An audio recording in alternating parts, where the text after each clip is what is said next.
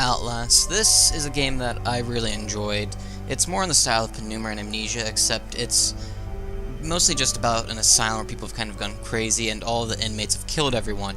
There's another little ghostly figure that's there, but it's the only thing that's a little bit more paranormal, I guess you could say.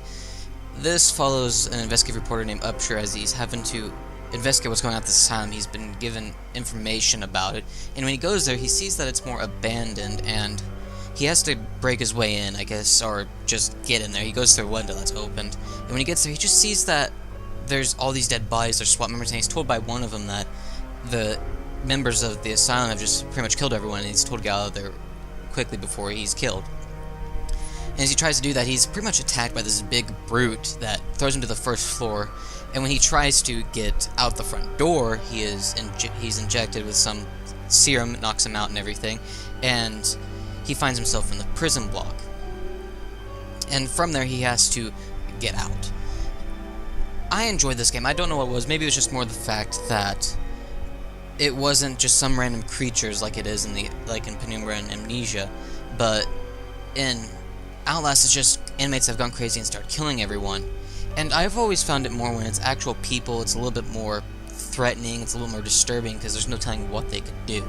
I mean, being humans, they can, you wouldn't think that a human being could do what you see in Outlast, but they can. And it's just so good. I mean, throughout this, you're chased by different people. You're chased by this big brute that comes after you down in the sewers and just through the asylum, and these two other people that are just there, and they just want to kill you.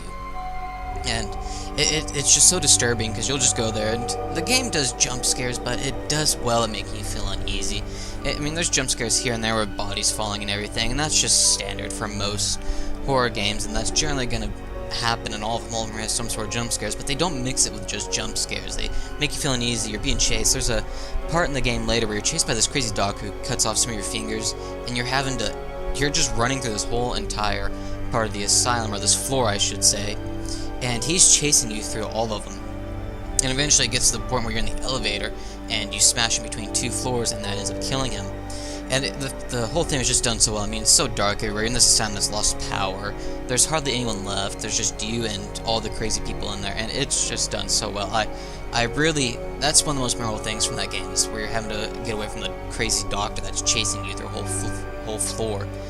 And it's well worth it. If you liked Amnesia, if you liked Penumbra, this is well worth playing. It's not your standard one. I mean, you have a camera, and you use that for your night vision and everything, and you're recording stuff.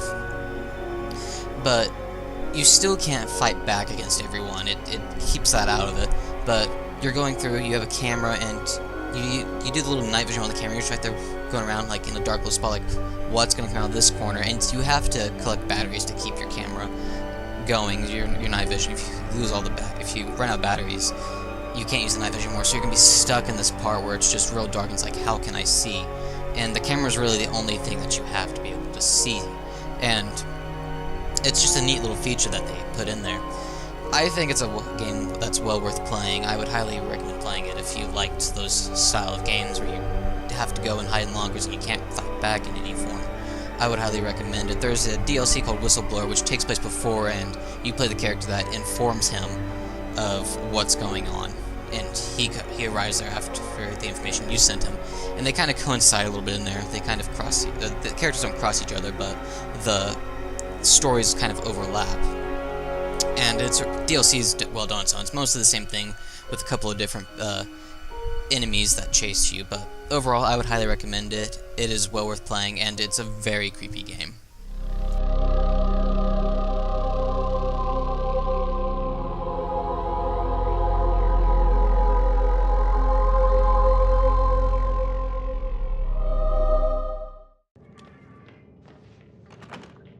Darling.